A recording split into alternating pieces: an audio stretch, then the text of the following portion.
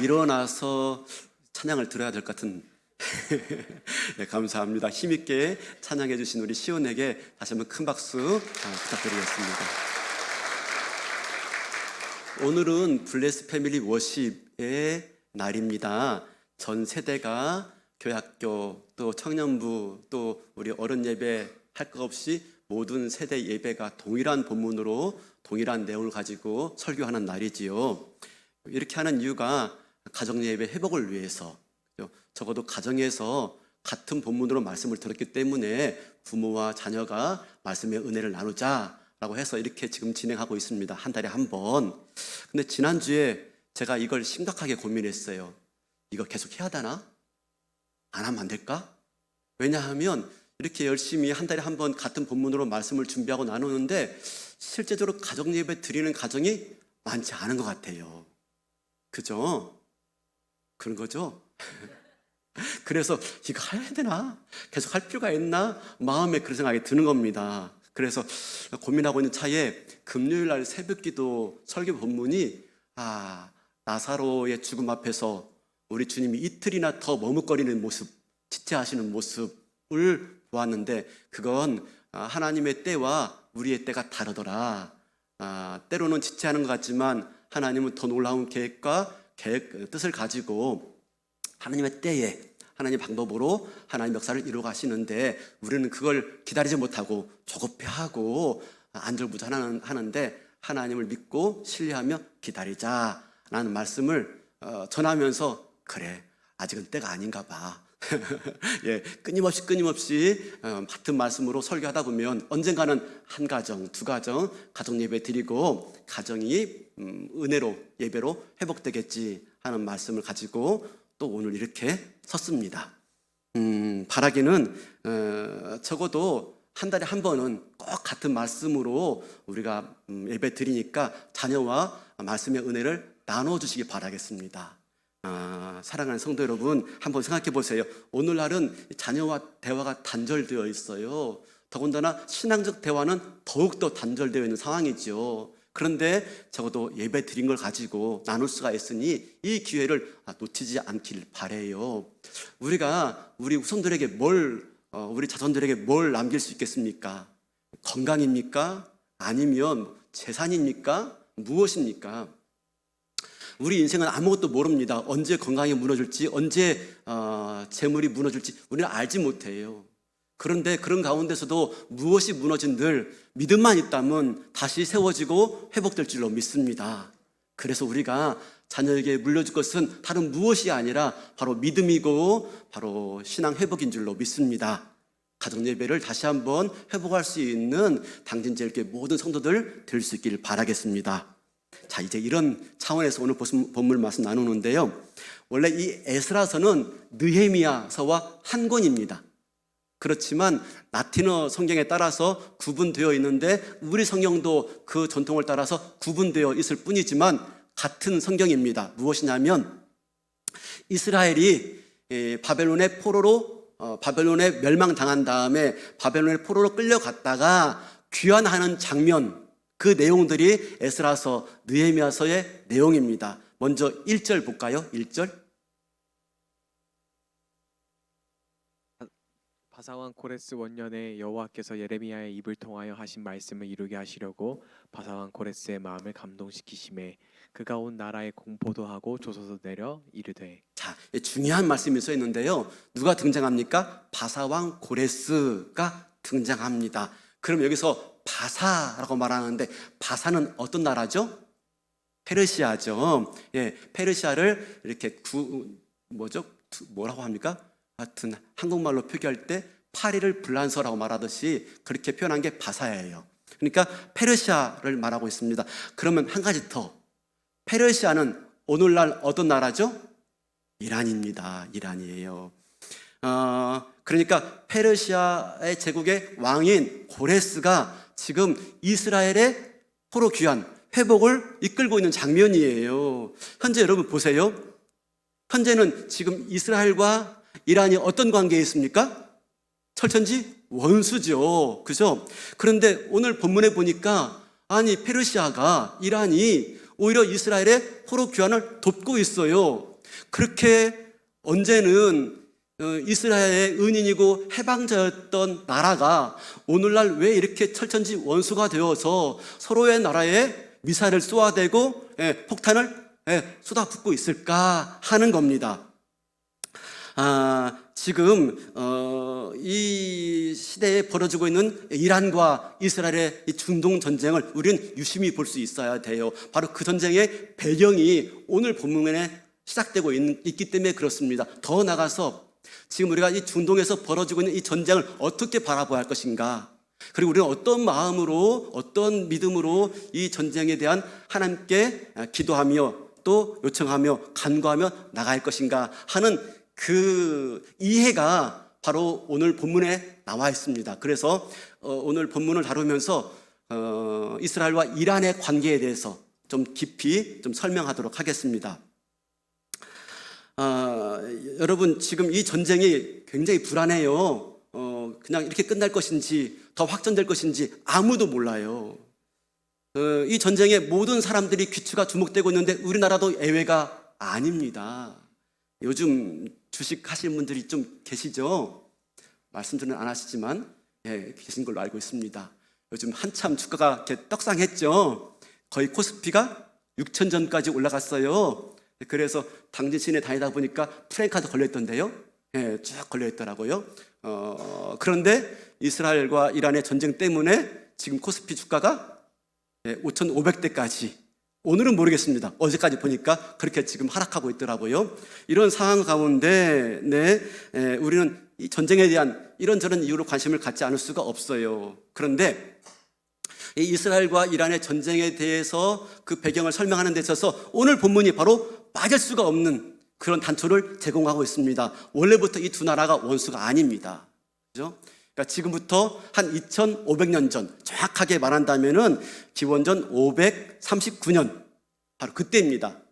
그때는 그 중동 전체를 어느 나라가 지배하고 있었냐면은 페르시아입니다. 오늘의 이란입니다. 이란의 페르시아 제국의 왕은 누굽니까? 고레스. 그렇지만 그 당시 인물로 말한다면 키루스라고도 하고 고레스라고도 하는데, 고레스 대왕이 이 바벨론 제국을 무너뜨리고 멸망시키고 페르시아 제국을 세우게 되어집니다. 그 당시에 바벨론의 포로로 끌려왔던 유대인들이 그대로 남아있어요. 다른 정복자들 같으면은 이 포로들을 노예로 부려먹거나 아마 학대했을 것 같아요. 그런데 고레스는 그렇게 하지 않아요. 고레스 대왕은 페르시아를 통일한 다음에 오히려 이 유대인들을 모두 풀어주고 고향으로 돌아가게 만든 다음에, 그리고 고향에서 예루살렘에 성전을 짓도록까지 허락해 줍니다. 그리고 그것들을 할 수 있도록 재정적인, 행정적인 지원을 다 해줘요. 그게 오늘 본문의 내용입니다. 근데 여러분 아십니까? 이 오늘 본문의 내용이 역사적 사실이라는 걸 아십니까? 고고학적인 발굴로 인해서 이 대형 박물관에 고레스 원통, 그러니까 키루스 실린더라는 게 있습니다. 한번 보여주시겠습니까? 바로 이게 고레스 원통, 또 키루스 실린더라고 하는 것인데요. 대형 박물관에 보관되어 있는 것인데, 이 고고학적 유물이 발견되었는데, 이 문자, 이게 지금 적혀있는 문자입니다. 이 문자를 자세히 해석해 보니까 오늘 본문의 말씀이 들어있는 거예요.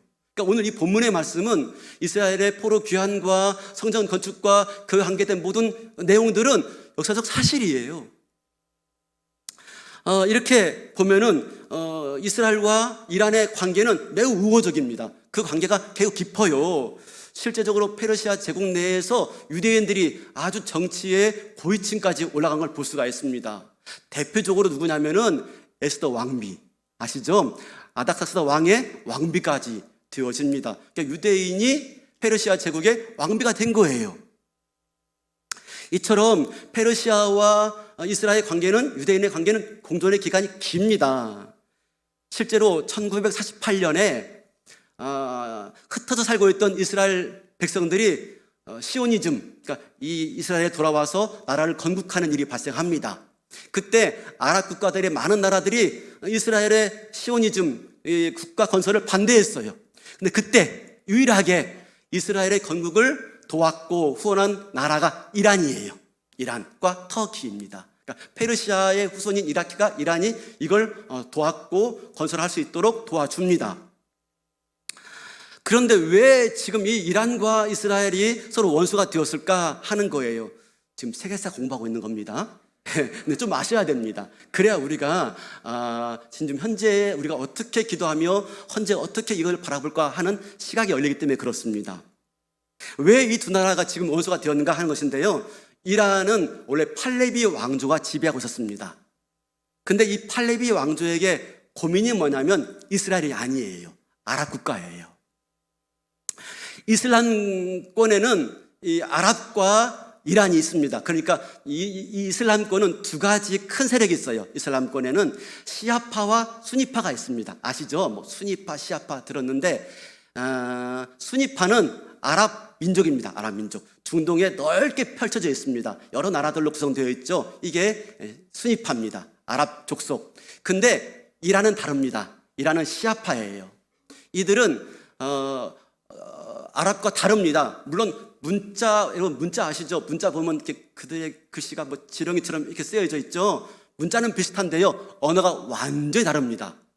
네, 그 수니파는 아랍 족속이고요. 네, 시아파는 아리안족이에요. 완전히 달라요.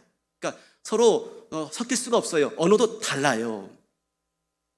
이런 상황 가운데서 중동을 이집트가 중심으로 해서 아랍 전체 국가를 연합국가로 만들려고 합니다. 그러니까 아랍의 모든 국가들을 하나로 만들자. 아랍 민족주의를 지향합니다. 이때 아랍의 모든 국가들이 연합하게 되어지면 제일 문제가 누구냐면 이란이에요. 이란은 왜냐하면 고립될 수밖에 없는 것입니다. 그리고 이란은 소수예요. 그 상황에서 이란이 이스라엘과 손을 잡을 수밖에 없는 겁니다. 그래서 이 이스라엘 나라가 건국된 다음에 이란과 이스라엘은 아주 급속도로 가까워집니다.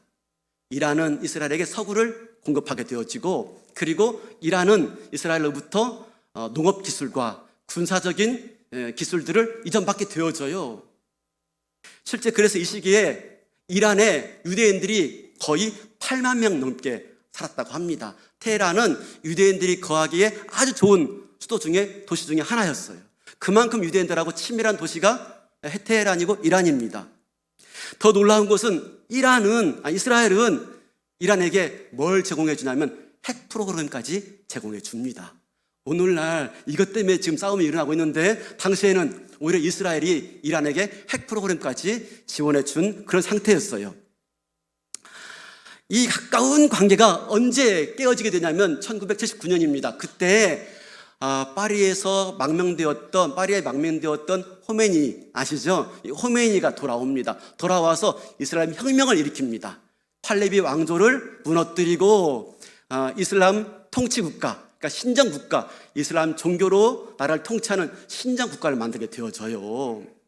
그러면서 이 호메니가 10년 동안 철권 통치하면서 철저한 이슬람 근본주의 국가로 만들면서 친서방 정책을 포기하고 이스라엘과 단절하게 되어집니다. 그때부터. 호메니는 그런데 여기서 그치지 않습니다. 호메니는 이슬람 혁명으로 모든 세계를 제패하고 싶어 해요. 왜 그래요? 아까 말씀드렸죠. 이란의 원조가 페르시아입니다. 여러분, 페르시아는 어마어마한 제국이에요. 서쪽으로는 터키까지, 튀르키예까지, 동쪽으로는 인도까지 이르는 아주 어마어마한 제국입니다. 이란은 어떤 마음이 있냐면 우리가 페르시아 대제국을 회복해야 돼. 우리가 이 중동을 회복해야 돼. 중동은 우리 거야 라고 하는 마음이 많아요. 그래서 이란은 이 호메니를 통해서 이슬람으로 전 중동을 재편하려는 그런 마음을 갖습니다. 그런데 문제는 뭐냐면 문제는 중동의 다수파는 누구예요? 수니파예요. 아랍이에요. 아랍. 이란은 시아파인데 소수에 불가능합니다. 이 소수가 전체를 끌어안는다는 건 쉬운 문제가 아니에요. 그때 기발한 아이디어를 냅니다. 어떻게 하면 아랍 전체, 중동 전체를 하나로 끌어모을 수 있을까? 동맹할 수 있을까? 하는 차원에서 공동의 적을 만듭니다. 그게 누구예요? 이스라엘이에요. 이스라엘을 공동의 적으로 삼는 겁니다. 그래서 팔레스타인 해방이라는 기치하에 중동의 모든 나라들이 하나가 되어가지고 이스라엘을 공격하게 되어집니다.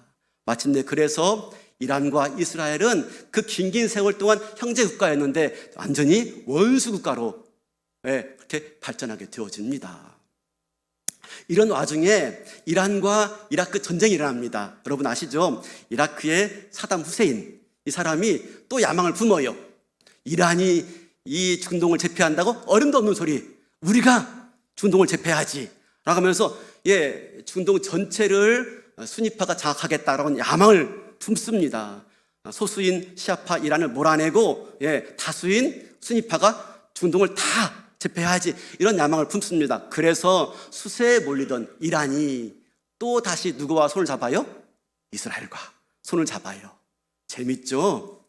이스라엘과 손 잡아가지고 마침내 사담 후세인을 제거합니다. 아시죠? 중동 전쟁, 이란 이라크 전쟁 아실 겁니다. 마침내 이 전쟁에서 이란이 승리합니다. 이기게 되어져요. 이후에 이란이 가만히 생각하니까 이거 위험한 것입니다. 중동의 정세가 위험합니다. 그래서 중동의 패권을 주기 위해서 필요한 것은 핵이다 마음을 가져요. 그래서 핵 개발을 열심히 하는 거예요. 열심히. 이런 상황에서 중동의 다른 국가들이 이란이 핵 개발을 하니까 두려운 겁니다. 그래서 다시 사우디아라비아, 바레인, 또 UAE 하는 이 모든 중동의 아랍 국가들이 누구와 손을 잡아요? 또 이스라엘과 손 잡아요. 그래서 지금 이스라엘과 대치하는, 이란과 이스라엘이 대치하는 그런 형국이 지금 벌어지고 있는 거예요. 이제 아셨죠? 이렇게 친절하게. 그러니까 지금 중동은 두 개의 갈등이 존재해요. 두 개의 갈등. 뭐냐면 이슬람의 두 세력인 순위파, 그죠? 아랍 족속과 이스라엘의 소수인 시아파, 이란 세력이 지금 갈등이 존재하고 있고요. 또 하나 갈등이 뭐냐면 이스라엘과 팔레스타인의 갈등 아시죠? 지금 가자 지구 완전히 지금 멸망되고 있지 않습니까? 이 두 갈등이 존재해요. 근데 이 두 갈등이 어느 때는 원수가 되었다가 어느 때는 연합군이 되었다가 막 이렇게 막 얽혀가지고 중동 전쟁이 지금 벌어지고 있는데 그 배후에는 중국과 미국의 패권주의가 또한 포함되어 있다는 것쯤은 아마 상식적으로 다 알게 될 것입니다. 그럼 우리가 앞으로 이 전쟁을 어떻게 바라봐야 될지 하는 것입니다. 정말 이 전쟁이 3차 대전으로 발발하지는 않을까. 지금 우리가 안전하다라고 말하지만 우리나라는 괜찮아, 관계없어 라고 말하지만 그렇지 않을 수가 있습니다. 세계 정세를 보시는 분들은 이 중동 전쟁이 끝나게 되어지면 그 다음에 전쟁은 아시아가 될 것이다 라고 말들을 하기도 해요. 그제 이 사역반 첫 모임을 가졌습니다. 이제 사역반에 대한 동기들을 왜 하는지 동기들 나누는 가운데 한 훈련생이 이렇게 말을 한 겁니다. 내가 사역반을 지원하게 된 동기는, 이 훈련에 임하고자 하는 동기는 우리 자손들 때문에 그렇습니다. 우리 자녀들 때문에 그렇습니다. 그들이 살아갈 세상이 정말 불안하고 정말 불확실하고 어떻게 할지 모르겠는데 그들을 위해서 뭔가 준비할 게 있을 것 같아가지고 이 사역반 들어왔습니다 라고 하는 말을 들었어요. 여러분, 우리 자녀들이 문제가 아닙니다. 우리 자녀들의 세대가 불확실하고 미래가 불안한 게 아니에요. 누가 불안해요? 우리.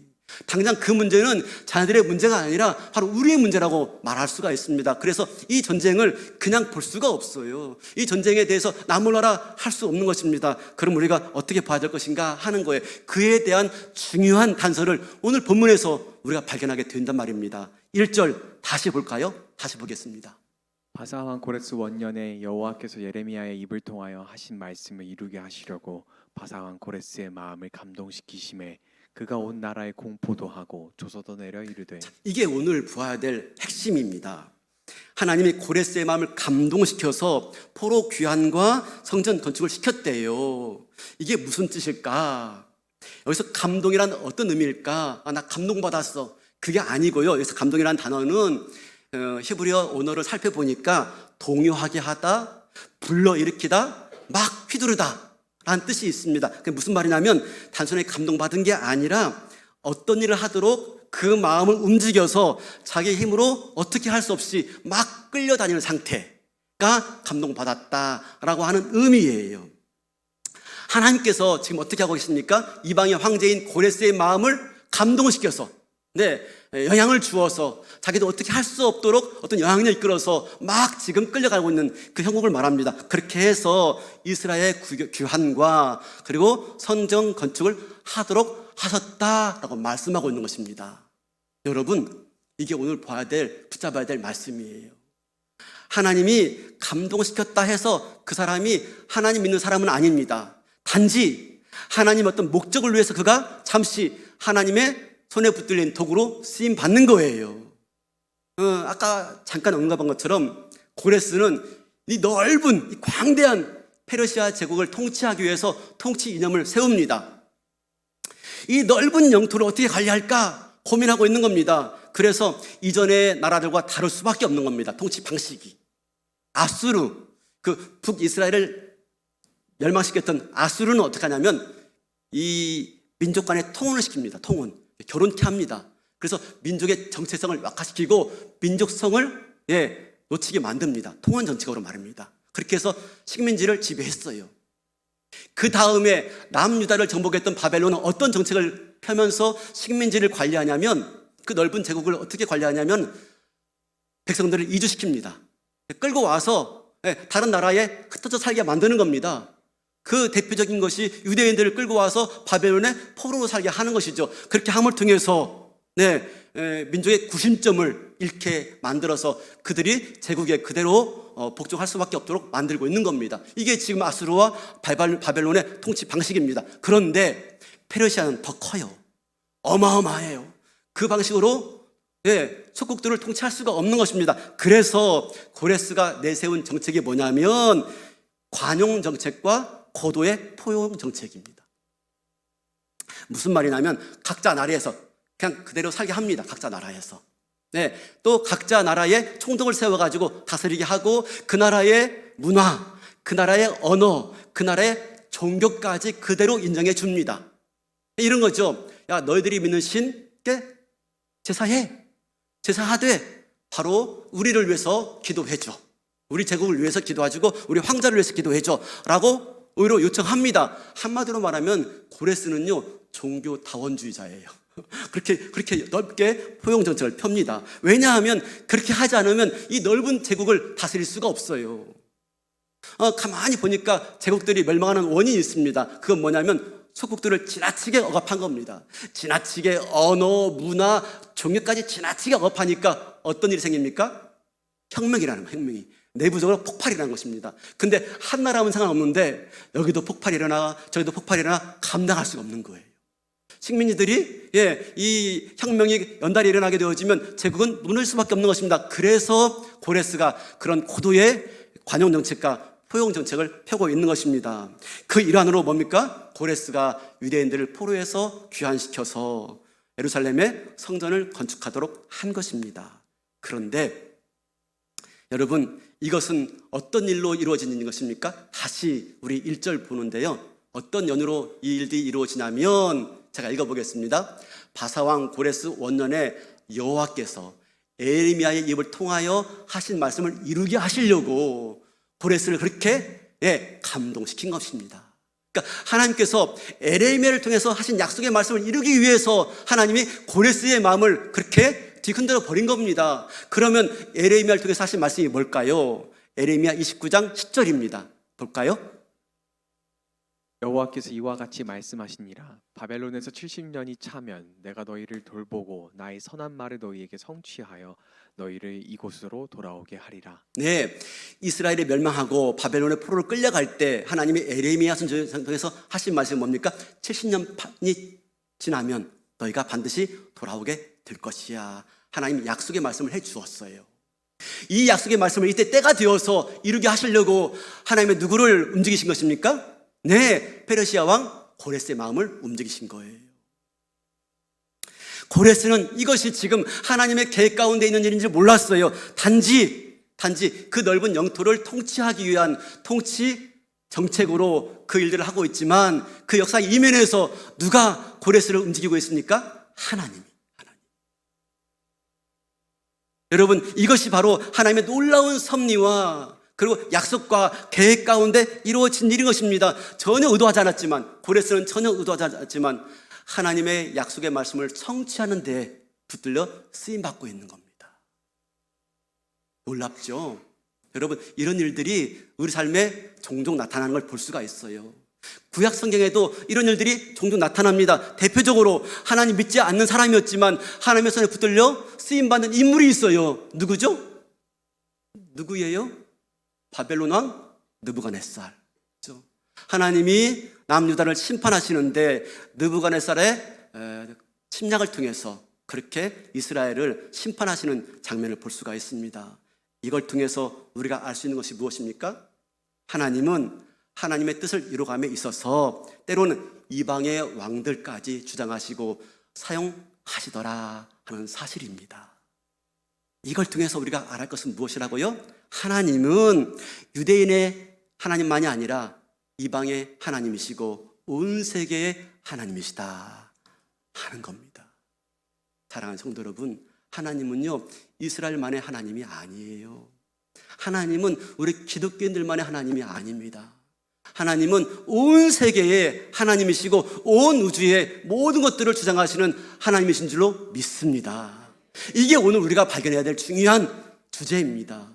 지금 세계는 강대국들의 서로 먹고 먹히는 그런 격동의 시대를 살고 있습니다.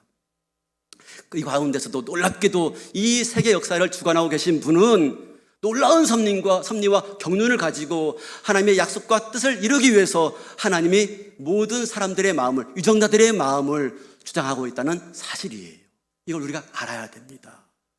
근데 더 중요한 건 뭡니까? 더 중요한 것은 이 하나님의 놀라운 계획은 어디로 초점이 맞춰지고 있습니까?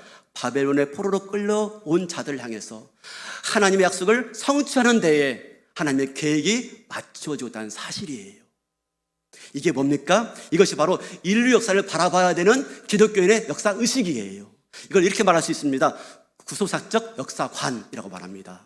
하나님이 인류 역사를 구원해 가시는 데 있어서 인류 역사를 하나님의 놀라운 지혜와 경륜과 섭리 가운데 이끌어 가셔서 마침내 우리 구원을 완성시켜 가신다 라고 하는 것입니다. 그런 가운데 하나님이 인류 역사를 이끌어 가시더라 라고 하는 것이죠. 이게 바로 구속사적 역사관입니다.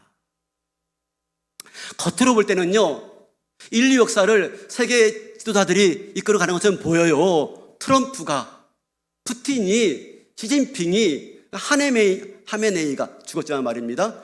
이스라엘의 네타야후가 세계 그런 모든 역사를 이끌어가는 것처럼 보이지만 그들의 배후 위에 누가 계시다고요? 여호와 하나님이 계십니다. 고레스의 마음을 움직였던 것처럼 하나님이 그들의 마음도 움직일 수 있는 분이라는 것을 믿으시기 바랍니다. 더 나아가서 이것은 급변하는 세계 정치만이 아닙니다. 우리의 일상, 내일부터 직면해야 될 우리의 일상, 그죠? 때로는 참 구질구질하고, 때로는 시시콜콜한 그런 일들까지도 하나님이 그 모든 우리의 삶의 일터와 일상까지도 주관하고 계시는 하늘의 하나님이신 줄로 믿습니다. 이 믿음을 가져야 돼요. 그럴 때 우리가 지금 이 시대를 바라보면서 기도할 수가 있는 겁니다. 기도. 하나님, 지금 이 시대의 질서를 세계의 유정자들이 지배하고 있는 것처럼 보이지만 그러나 이들 배후에 하나님이 역사하고 있는 줄로 믿습니다.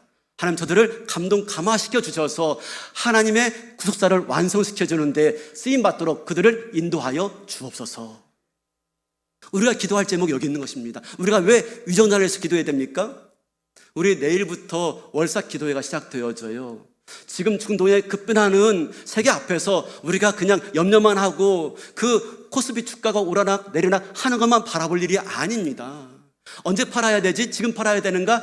그때 팔았어야 되는데 아쉬워할 만이 아니란 말입니다. 우리가 나와서 기도하면서 바로 유정자들을 위해서, 세계 주자들을 위해서 하나님의 놀라운 구원과 경륜 가운데 구속사가 완성되어지도록 기도할 수 있는 저와 여러분 될 수 있길 바라겠습니다. 더 나아가서 나의 일상을 위해서도 하나님, 내가 또 이런 일들 만나는데요, 내가 또 이런 일들을 경험해야 되는데요, 하나님 주관해 주시고 인도해 주어서 나의 하루하루 삶 가운데 주의 뜻을 이루어 주옵소서. 기도할 수 있는 저와 여러분 될 수 있길 바라겠습니다. 마침내 고레스의 칙령으로 이 약 5만 명의 유대인들이 포로 1차 귀환합니다.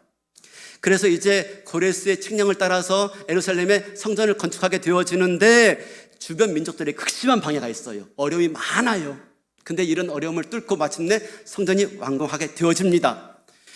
이스라엘 민족에게 성전이 건축되었다, 매우 큰 영적 의미가 있습니다. 뭐냐면 하나님께 제사하게 된 거예요. 그러니까 비로소 신앙이 회복되기 시작한 것입니다. 그런데 정작 중요한 것은 성전은 건축되었지만 이걸로 이스라엘의 신앙이 온전하게 회복되지 않았어요. 성전이 완공되어지고 하나님께 제사 드리고 나아가지만 이스라엘 백성들은 하나님 말씀대로 살지 않았습니다. 왜냐하면 하나님 율법을 몰랐기 때문에. 대표적으로 그래서 유대인들의 잘못은 뭐냐면 유대인들이 이방인과 통혼합니다. 그러니까 이방 여자와 결혼하는 거예요. 그래서 이방 여자와 결혼해서 가정을 이루고 있는 겁니다. 이건 하나님이 아주 극도로 경계하신 말씀이죠. 왜냐하면 그로 인해서 하나님 신앙을 버리고 이방신을 섬길 수 있기 때문에.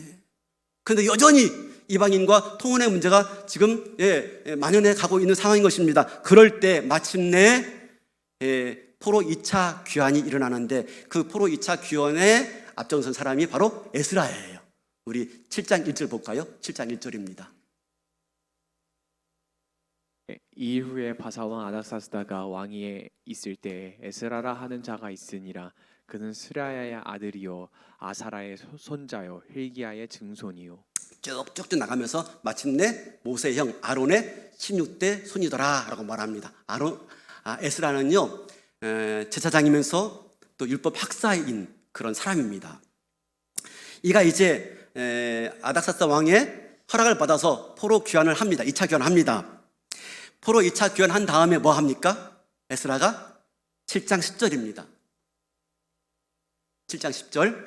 에스라가 여호와의 율법을 연구하여 준행하며 율례와 규례를 이스라엘에게 가르치기로 결심하였었더라. 네, 이스라엘 백성들이 바벨론 포로에서 돌아와서 성전 건축하지만 그들은 몸만 돌아온 거예요.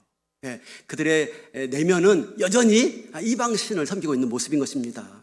그러니까 성전이 건축되었지만 마음은 여전히 하나님께로 돌아오지 못하고 있는 상태였던 것입니다. 그래서 에스라가 귀환하면서 이스라엘 백성들에게 하나님 말씀을 선포하고 가르치며 그 말씀대로 살아가고자 그렇게 언약을 갱신합니다. 그 중에 하나가 뭐냐면 이방인과 통혼을 끝내자라고 말합니다. 그래서 이방 여자였던 아내를 돌려보내요. 그리고 그 자녀까지 돌려보내는 극단적인 회복을 추구합니다. 이것은 뭐 혈통주의, 종족주의가 아니라 이스라엘 민족의 정체성, 신앙의 거룩한 공동체를 보호하고자 하는 그런 결단이었던 것이지요. 결과적으로 그렇게 함을 통해서 율법 중심으로 살게 되어지고 율법 중심으로 거룩한 공동체를 회복하게 되어집니다. 사랑하는 성도 여러분, 우리가 여기서 알 수 있는 것이 무엇입니까? 진정한 회복은 성전만 건축하는 걸로 끝나지 않습니다. 진정한 회복은 하나님 말씀이 우리에게 주어지지 않는다면 진정한 회복은 이루어지지 않아요. 물론 성전의 회복도 중요해요. 성전의 회복은 교회에 나와서 예배 드리는 것, 성전의 회복은 아마 예배 회복이라고 말할 거예요. 근데 이것으로 온전하게 회복되지 않습니다. 뭐가 있어야 됩니까? 율법이 선포되어야 되는 것입니다. 하나님 말씀이 선포되어지고 그 말씀 따라 순종하며 살아가는 삶이 있을 때 진정한 회복이 일어나는 것이지요. 여러분, 우리 앞에 보았지만 이스라엘 민족이 바벨론의 포로로 끌려갔다가 70년 만에 돌아온다는 이야기가 어디에 있어요? 에레미야 말씀에 있어요. 에레미야 29장 말씀을 붙잡고 기다릴 때, 이 말씀의 약속을 붙잡고 기다릴 때, 인내하면서 기도하며 기다릴 때 마침내 이스라엘의 회복이 이루어졌습니다. 여러분, 말씀 붙잡지 않으면 진정한 회복은 이루어지지 않아요. 하나님 말씀을 잘 기억하고 약속을 잘 기억하고 그때를 기다리면서 기도하며 나갔을 때 이스라엘의 회복이 이루어진 것이지요. 사랑하는 성도 여러분, 오늘 바라기는 아카데미 개강이 있는 날입니다. 그죠? 네, 부디 이 말씀을 배우고 익히는데 열심을 낼 수 있는 당진제일교회 성도가 될 수 있길 바라겠습니다. 여러분, 당진에 이런 말 해서 교만할 수 있는데 여러분, 다른 교회들 보세요. 이렇게 많이 아까 이제 아카데미 개강할 때 볼 텐데요. 이렇게 많은 훈련과 양육과 신앙 성장 프로그램이 있는 교회가 많지 않아요. 근데 많이 있네. 끝낼 일이 아니에요. 예배만 나오는 걸로 다 되는 게 아닙니다. 여러분 보았지 않습니까? 진정한 회복은 성전의 회복만이 아닙니다. 율법의 회복, 말씀의 회복이 있을 때 진정한 하나님의 회복을 경험할 수가 있는 겁니다. 이번 주 금요일 날 시니어부 개강 예배가 있었어요. 그래서 설교 말씀 전하면서 노인과 어른의 차이에 대해서 말씀을 나눴습니다. 어떤 게 노인이고 어떤 게 어른인가. 노인이 다 어른 되는 건 아닙니다. 누가 노년이고 누가 노인이고 누가 어른인가 보니까요. 자기만 생각하면 노인이래요. 근데 남을 생각하면 어른이래요. 그런데 어떤 할아버지의 그런 후회와 결심을 보게 되었는데요. 그동안 지난 날들을 되돌아보면서 후회와 또 다른 결심을 하는데 그동안 내가 너무 나만 생각하고 남은 생각하지 않았구나 후회하면서 이제라도 내가 어른 되어야 되겠다 했대요. 두 번째 후회와 결심은 뭐냐면 그동안 너무 아내를 내가 무시했다. 이제라도 내가 아내를 존중해주며 사랑해야 되겠다라고 결심했대요. 여기 계신 어르신들, 남성분들 새로운 결단이 있길 바라겠습니다. 마지막 하나가 뭐냐면요. 내가 그동안 하나님을 너무 잘 모르고 살았다. 예배는 드렸지만 너무 잘 모르고 살았는데 이제라도 내가 하나님을 더 깊이 알아야 되겠다 하는 마음 가지고 성령 시기에 시작했다는 말씀이에요. 사랑하는 성도 여러분, 바라기는요 후회하지 말고, 그죠? 예, 남은 시간들 내가 참 잘못 살아서 하지 마시고요. 남은 시간들을 하나님을 더 깊이 알아갈 수 있는 은혜가 있길 바라겠습니다. 말씀을 알아야 지금 벌어지고 있는 세상을 알 수가 있고, 말씀을 알아야 우리가 어떻게 준비하며 격변하는 시대를 살아갈지 지혜를 얻을 수가 있는 거예요. 제가 말씀 준비하면서 한 가지 영상을 봤습니다. 개그우먼인 조혜련 씨 아시죠? 조혜련 씨 몰라요? 네, 모른 척 하지 마시고, 그죠? 이 조혜련 씨가 지금 그 오늘은 CGN TV에서 50쇼 프로그램 운영하고 있는데요. 조혜련 씨가 성경을 강의해요. 강의하고 그 강의 학생이 누구냐면 2명입니다. 딸하고 엄마. 2명 놓고 성경을 다 강의해요. 근데 구약성경 하나하나 강의하는데 제가 보니까요. 이건 그냥 외워서 하는 말이 아니에요. 네. 성경에 대한 폭넓은 이해가 없으면 절대 할 수 없는 말들을 하더라고요. 왜냐하면 딸이 질문하는데 질문에 대한 답을 잘하는 걸 볼 때 놀랐어요. 한번 볼까요? 자, 네. 조금입니다. 영상 준비해봤습니다. 같이 보겠습니다. 저는 에스라서를 준비하면서 느낀 것은 진짜 말씀을 사랑하며 하나님의 그 말씀을 그대로 실천하려고 하고, 그것을 나만 아는 것이 아니라 사람들에게도 가르쳐야 되겠다라는 그 마음을 가진 에스라 학자님이 너무 좋고, 그래서 최고입니다. 최고입니다. 에스라 선생님. 우리 50쇼도 어쩌면 이 시대의 작은 몸부림이 아닐까.